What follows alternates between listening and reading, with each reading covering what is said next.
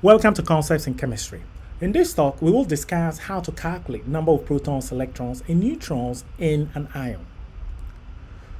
What is an ion?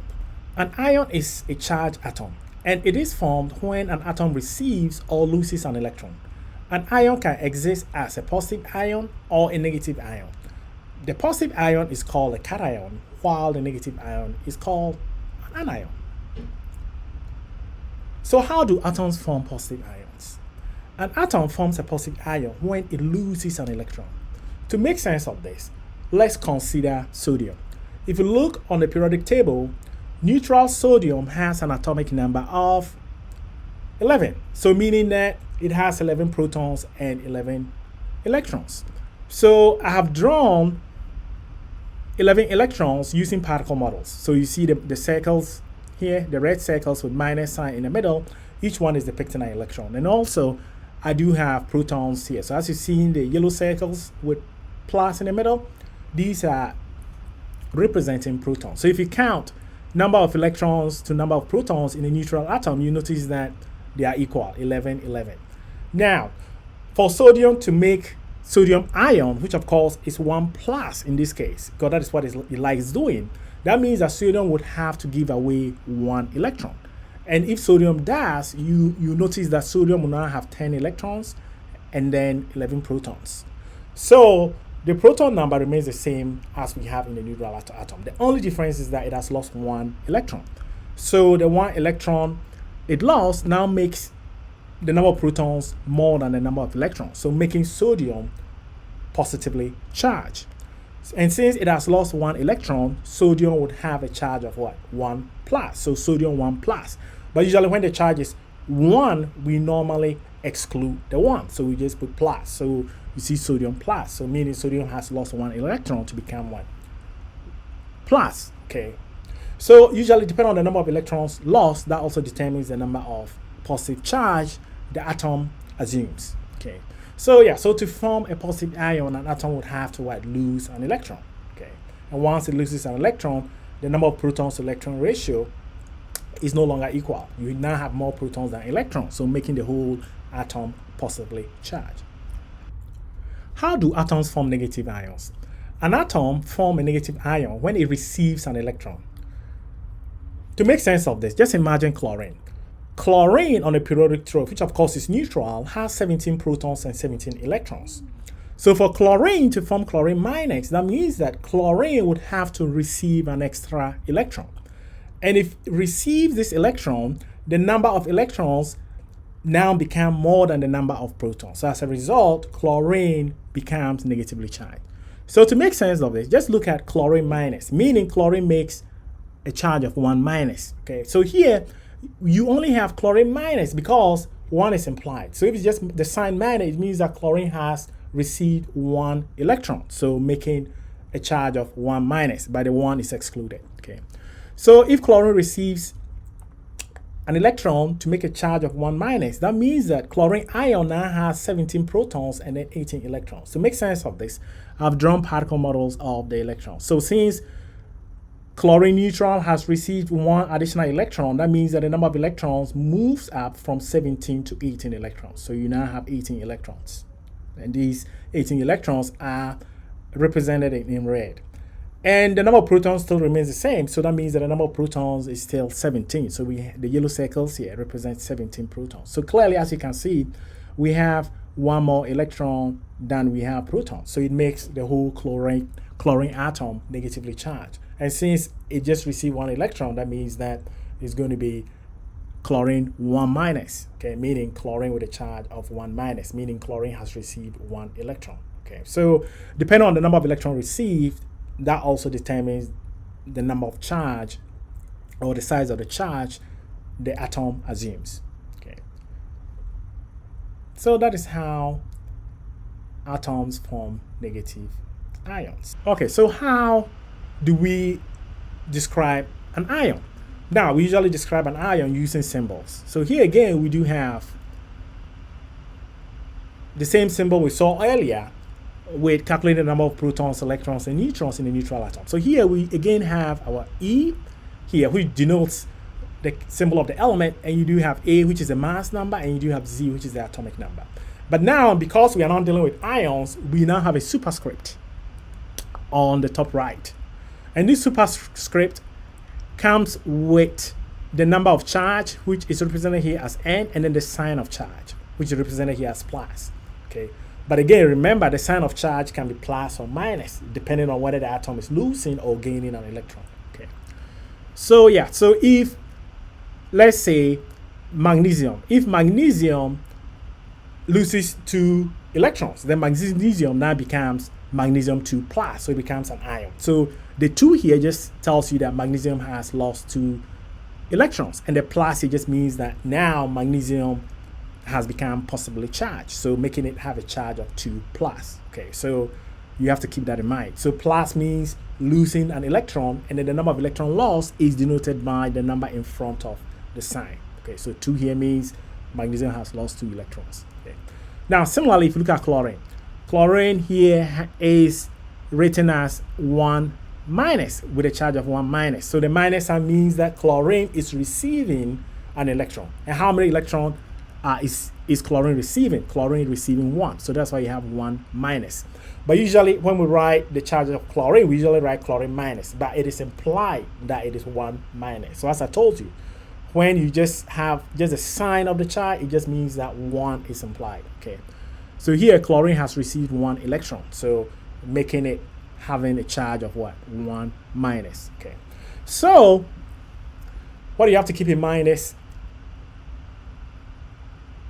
once you have the charge of the atom, the charge also tells you whether you have fewer or more electrons. So the charge here comes with a sign. So when it's plus, that means that the atom has already lost some electrons. And when it's minus, that means that the atom has received some electrons. So you have to understand how to interpret the sign of the charge. If you are not able to interpret the sign of the charge correctly, then that means that it will affect how you calculate the number of electrons your ion has. Okay, so here we have magnesium with a mass number of 24 and atomic number of 12, but it has a charge of 2 plus. Okay, so that means that the number of protons still stays the same, because the number of protons identifies the element. So magnesium has 12 protons, and remember the 12 also means the atomic number, right?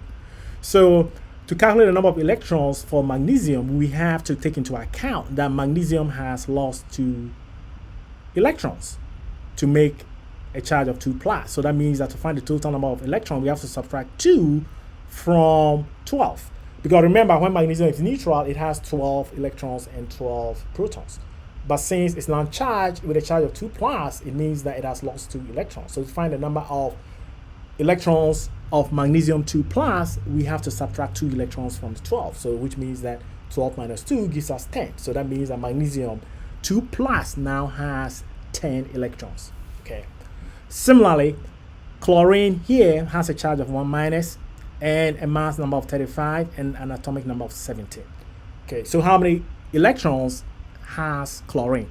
Since chlorine is receiving 1 additional electron, that means that the number of electrons is going to go up, because chlorine neutral has 17 electrons and 17 protons. But now chlorine is charged, and minus means receiving an electron. How many electrons has it received? 1. So which means that the number of electrons go up. So chlorine will now have a total of 18 electrons. Okay. So let's look at how to work some problems. Okay, so here we want to calculate the number of protons, electrons, and neutrons in ions. So here we have sulfur and we have copper. We have sulfur 2 minus and we have copper 2 plus. But you have the periodic table. So once you have the periodic table, we can look up the atomic number for sulfur and copper, because the atomic numbers are not given. So if you look up the atomic number of sulfur, you notice that it's 16, and the atomic number of copper, you notice that it is 29. So with this understanding, we can then proceed to solve this problem. Okay, so if you look at the original problem, you notice that the atomic numbers weren't provided. So I've looked up the atomic numbers. So sulfur is 16, so I've written 16 here, and copper is 29. Okay. So now we want to figure out the number of protons, number of electrons, and number of neutrons. Okay. Now, since the atomic number remains the same, and it's the same as the number of protons, that means the number of protons is going to be 16 for sulfur. So 16. Now, but sulfur has gained 2 additional electrons. So that means that the number of electrons is going to change, because now we are dealing with a charged sulfur atom, which of course is an ion. So here, how many electrons has sulfur received? It has received 2, because we have a charge of 2 minus. So the minus means that sulfur has received electrons, and how many has it received? 2, because there's a 2 in front of the minus sign. So here, our number of electrons is going to be 16 plus the 2 electrons received. Remember, when chlorine is neutral, it has an equal number of what? Protons and electrons. So you only start from the atomic number and then either add electrons or remove electrons depending on the charge. Now, since sulfur is receiving 2 electrons, that means the number of electrons is going to go up by 2. So 16 plus 2 is going to give us 18. So now sulfur 2 minus has 18 electrons. And what is the number of neutrons? The number of neutrons still remains the same. You just find the difference between 32 and 16. So number of neutrons will be 32 minus 16, which of course is 16. Okay.